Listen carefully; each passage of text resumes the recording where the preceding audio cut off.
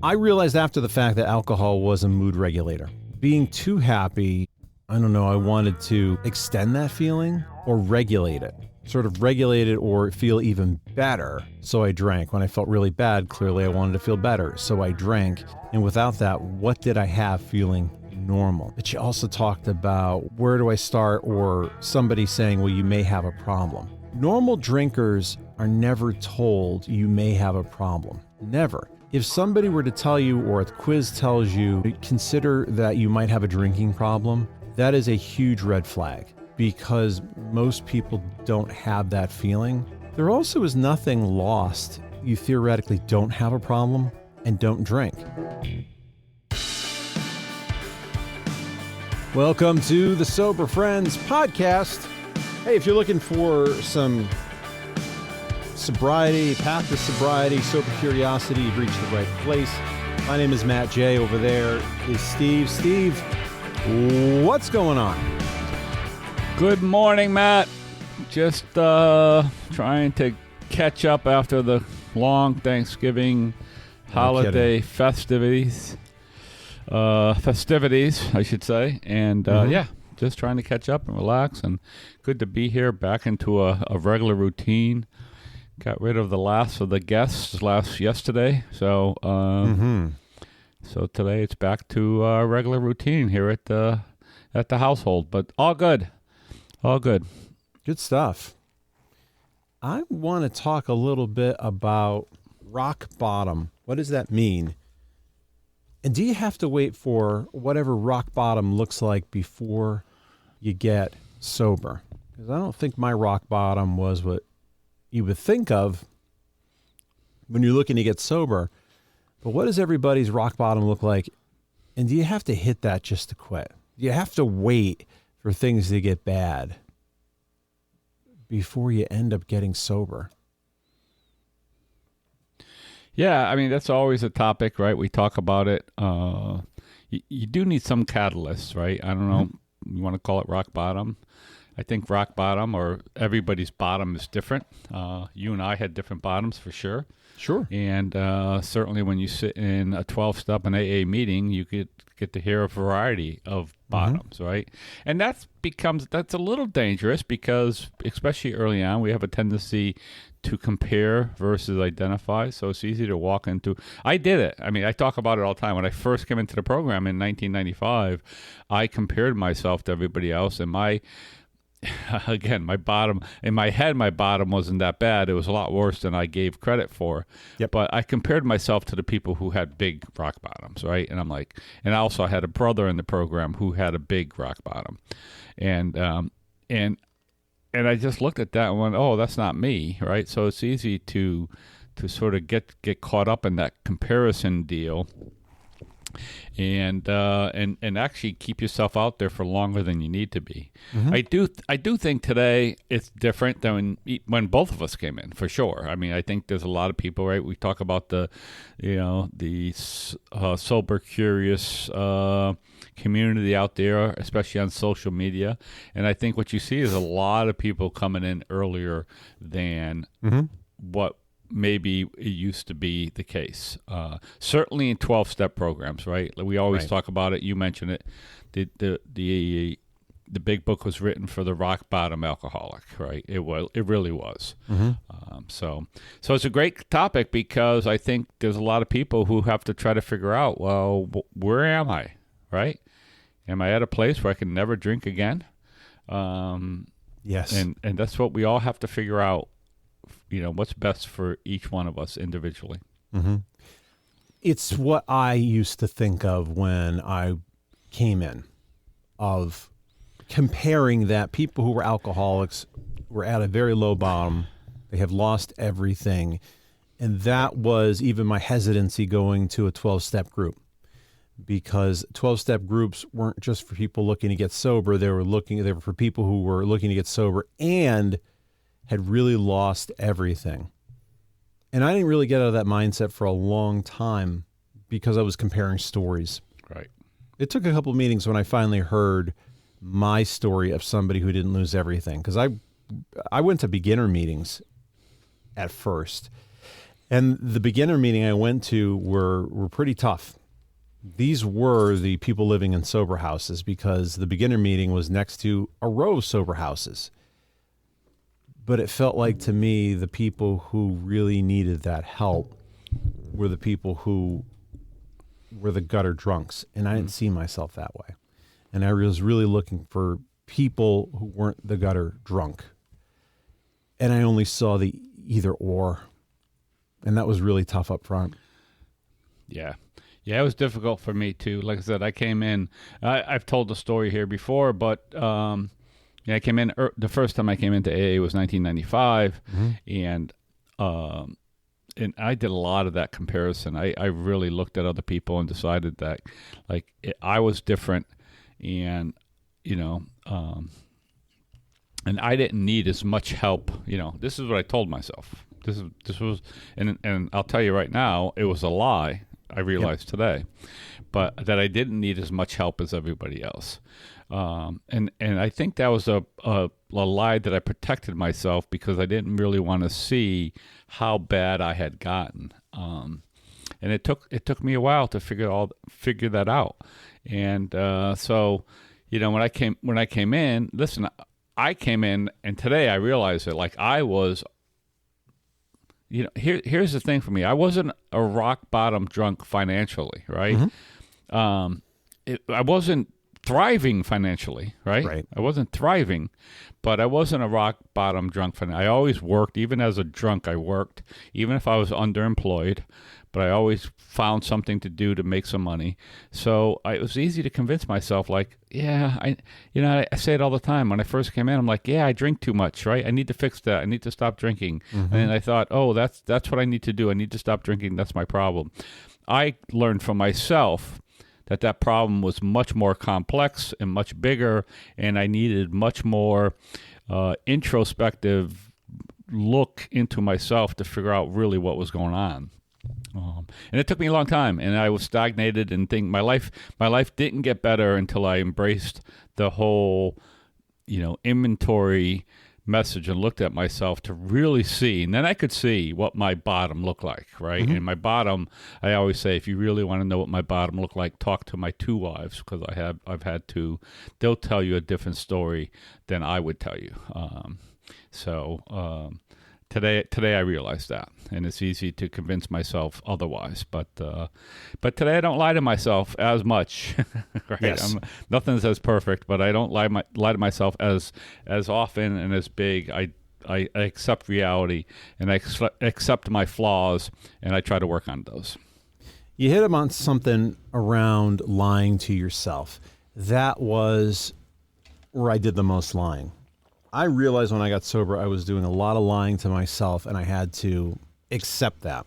My bottom was I just had a moment of clarity that I couldn't drink safely anymore, and the drinking was the least of my problems. That I had to change other things in my life if I ever was going to get a hope of being sober. And so that was the bottom. It wasn't, I've had financial difficulties, lost jobs. That wasn't the thing. Right. Because I didn't connect the two. It was I realized that this is a problem. There were other things going on. And to stop drinking, I had to address those problems. That was it. That was the bottom. And it still felt like I was really questioning whether I had a problem because it wasn't like what other people were dealing with. Right. And again, that's that comparison that we do. We come in and we think and again, it's so easy to do that to ourselves.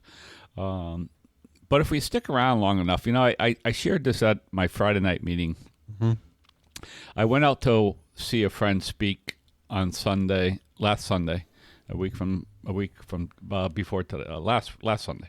And somebody said something. This is what I love going to meetings. Somebody said something to me that really hit home. And they said, when I came into AA, I was told that I need to find, we talk about it all the time, you got to find your people. I needed to surround myself with a group of people with good sobriety, and I needed to give it time, right? Yes. And what he meant by that, this person who shared it, was not drink, right? And surround yourself with people. And that's what I shared, that's what I did the second time around, right? The first time around, I did it too. I just never embraced it. But the second time around, and when I came in 2010, I found my group of people that I liked and I related to. And I gave myself time to figure out my path of recovery and what I needed. And it changed from time to time. Mm-hmm. And it was in that time that I could start to look at things like, what did my bottom look like? Like, what was causing my bottom? My bottom wasn't caused, just like you said, my bottom wasn't caused by my drinking. My drinking was, just was a symptom of what was going on. And I truly believe that today. Just like you, I had a lot of stuff going on. I had a lot of fears, a lot of emotional stuff going on. And I've used alcohol to cope is what I did. Yes. And to dull those feelings. And it took me a long time to figure that out. Mm-hmm. I mean, listen, I was in my mid-50s by the time I got some clarity on that. And I tell people all the time, you don't have to be in your mid-50s to sort of figure this stuff out. No. You can figure it out a lot earlier than I did. And that's why every time I'm sitting in a meeting, especially my men's meeting, which we had some young guys come in. And for me today, young guys are in their late 20s, early 30s maybe. I think, oh, man, if you guys can just stay. If you can stay, your life will change. Absolutely. And you can't even understand how much it'll change. So we had a couple of those Friday night, couple new guys come in, and I hope they come back and I hope they stay, but who knows? I was so jealous of those people early on who were young in sobriety, and jealous of some of the old people that I knew that they were older, but they got sober at like 17, 18. So they had like 30 years of sobriety, but they still were relatively young. And I had those off-ramp moments many times when I was younger, and I didn't take them. Yeah. Because the mindset I had is I can't get through X, Y, or Z without alcohol. I can't go out with people and expect to be social and not have alcohol. I had this mindset that I was only subtracting, I wasn't adding. And I think that was a big aha. I want you to think about this if you're new or you're sober curious. Is the thing that trips you up or you're hesitant about feeling like I'm only subtracting, that I'm getting rid of the alcohol, but I'm not adding anything to it, and that is where it feels like I'm white knuckling, because that is the recipe for failure. If you really are a true alcoholic, regardless of where you are on the spectrum, if you have this mindset of I'm just subtracting, you're going to have a tough time, if not impossible. What I wish I realized was by getting rid of alcohol, I'm adding things. I'm adding new friends. I'm adding new tools. I am adding I'm adding other things that are going to help me not need to drink. I'm actually going to be, what I'm going to get rid of is not needing to drink, not having the mind go all the freaking time. I thought about this over the holidays, that there are times where I'm drinking at dinner or drinking before dinner, and that never comes up. There is that freedom that I don't have to worry about the booze. There's other things I got to worry about, but booze is just out of the equation. It's been crowded out by other things. And boy, is that an awesome feeling. Oh, absolutely. But it takes time for many of us to get there. Yes. Like you said, when you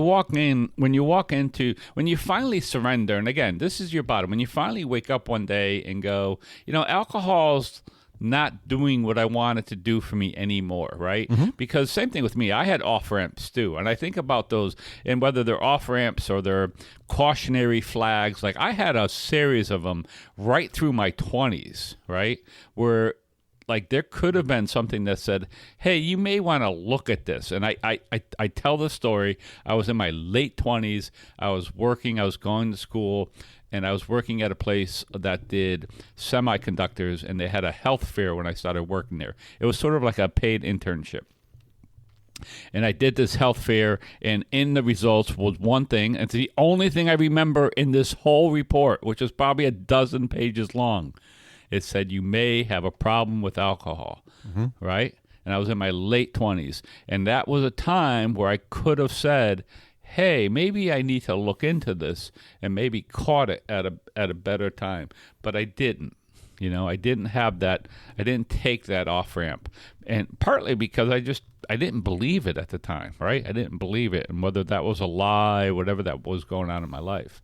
So, and not my whole life, but a lot of my life was just like you said, socializing, just like today, for a lot of people, revolved around the use of alcohol, right? Like I just never went almost anywhere, especially with my family and my friends, where alcohol wasn't a central thing, right? I always talk about my brother who would say, hey, come on over, we're going to have some pizza, we're going to have some Mexican food. And today I realized like that was just, like the food was a sidebar for the tequila, right? It really was. The food was a sidebar. Now, I've been married to two, I've had two wives, I've been married twice, and both of those people came from families that didn't have alcohol problems, right? So I was able to see how social gatherings went with maybe a drink or two, but not heavy drinking, not sustained drinking, like literally a drink or two around 5 o'clock up at the beach in Maine. Like you have happy hour and then you go in and you make dinner, right? It doesn't start at 5 o'clock or 3 o'clock in the afternoon and go until 10 o'clock at night. So I was able to see that. But again, that becomes a little bit of that lying part where I was lying to myself that things were different. So I was able to see it, but just like you said, I wasn't able to see my life without alcohol. I didn't know what would replace it. Just like you said, I was taking something away and didn't realize like what's going to fill this hole. Like I didn't even have that thought what was going to fill this hole. I just think you're right. I think you hit it perfectly. Like I just felt like I was taking it away with nothing to fill it.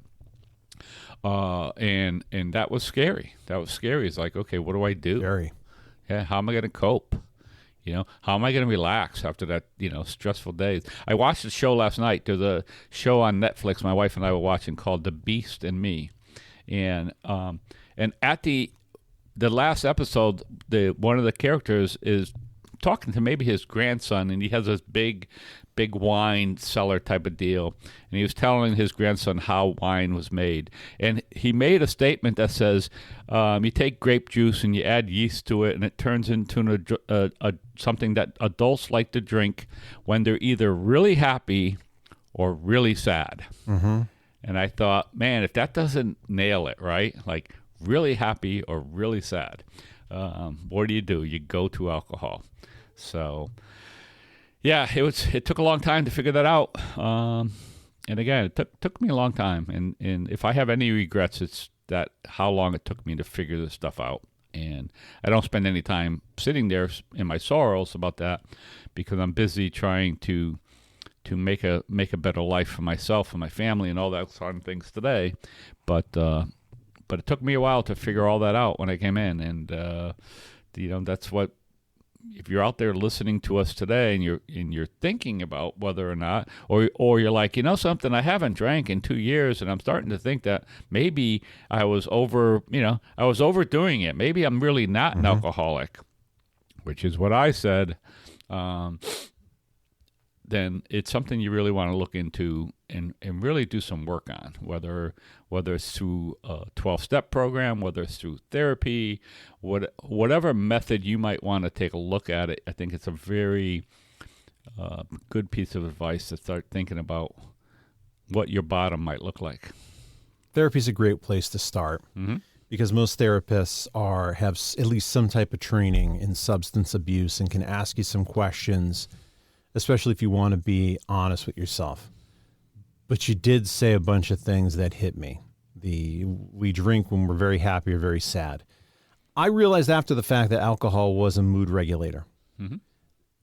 Being too happy, I don't know, I wanted to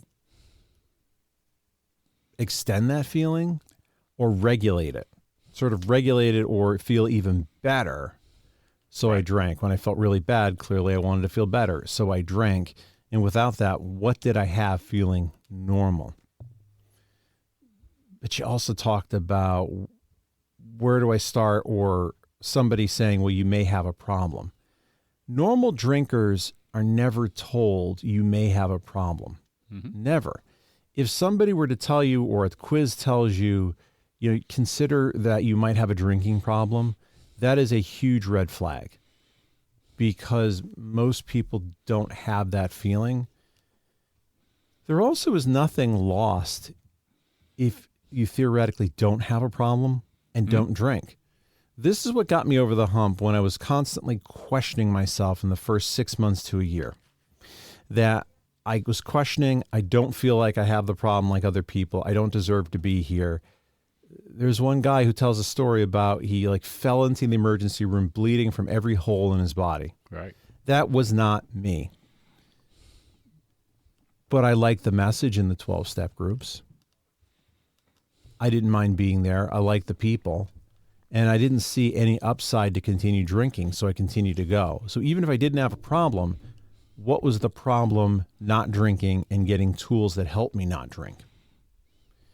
There was no downside for that. It wasn't like, okay, I'm taking this toxic medication to help me, but I may not need the toxic medication. That wasn't the case. It wasn't like I don't have cancer, but I'm taking chemo. I was going somewhere that I identified with. And even if I didn't have a problem, what was the problem at that point? Think about it that way if you're sober curious. I'm questioning this. People tell me I might have a problem. I don't know if I believe it, but do I really see any downside if I explore the sober curiosity? I bet you don't, other than I don't know how to compensate for not drinking.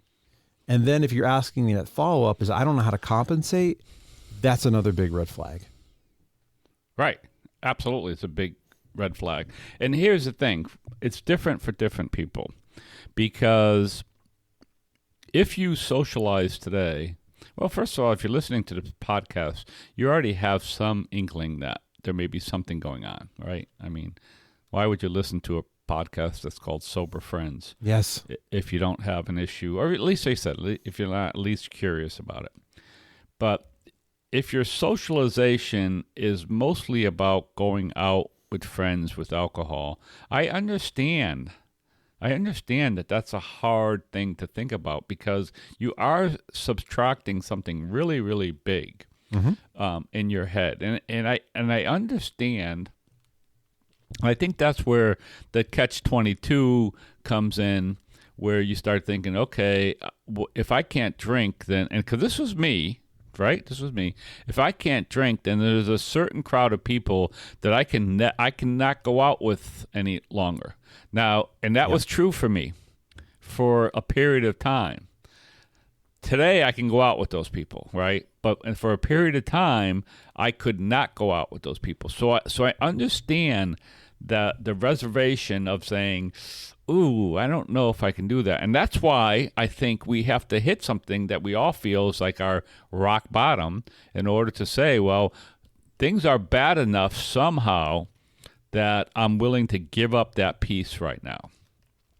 So here's the way it worked for me, is that when I struggled with that too, like you said, that, trying to figure that out early on, is I started hearing things in meetings for me that not about my drinking, not about how I drank, although some of that was true, but about how I felt, right? And I would hear people share about thinking about some of the things they were dealing with, and I would go, ooh, because I didn't do any of that work, right? I mean, I didn't do any of that work for myself.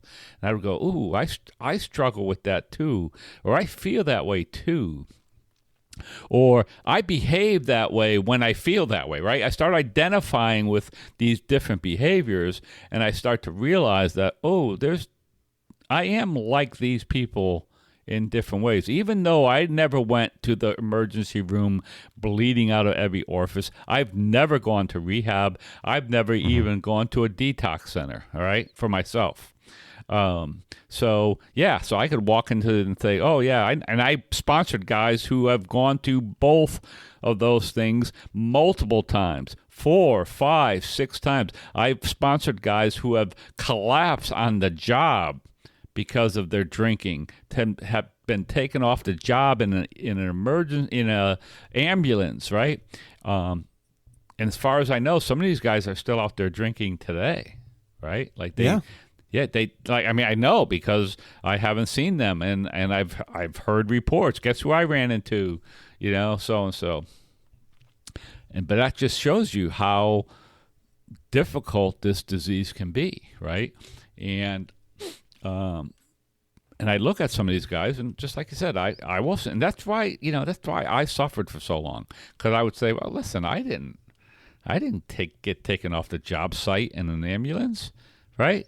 I didn't go into a place where they said I may die if I didn't come in here on time. Like, that never happened to me. Eventually, though, I probably would have gotten there if I kept going, because at the end of my drinking in 95, and even when I came back in 2010, I was a daily drinker pretty much. And I got to the point where I needed to drink daily, especially back in 95, a little bit less so in 2010. But I immediately understood that I had lit that fuse and became a problem again. But I had to drink every day. And when I tried not to drink, it was excruciating to try to not drink for a couple of days. And that's all I could last, 2, maybe 3 days. And then I had to drink again. So, it's a tough thing to look at ourselves and decide, like, we have to change. The other thing we hear, and this is the scary part, right? You hear it all the time. I was told when I came into AA that the only thing I needed to change was everything. Right? And you hear something like that, and I could imagine it. Like, if you walk into your first meeting and somebody says that, right? I could imagine that you walk out and go, no, I'm not doing that. Yeah. Right? Especially when your bottom isn't like you're not sleeping on the bridges, and maybe you have 2 cars and a home and you go to work every day. Like, it's hard to sort of think, oh, I'm going to change everything. And it goes right back to what you said, because at that point in your sobriety, you think it's only a subtraction, and you can't envision what you may be adding to your life.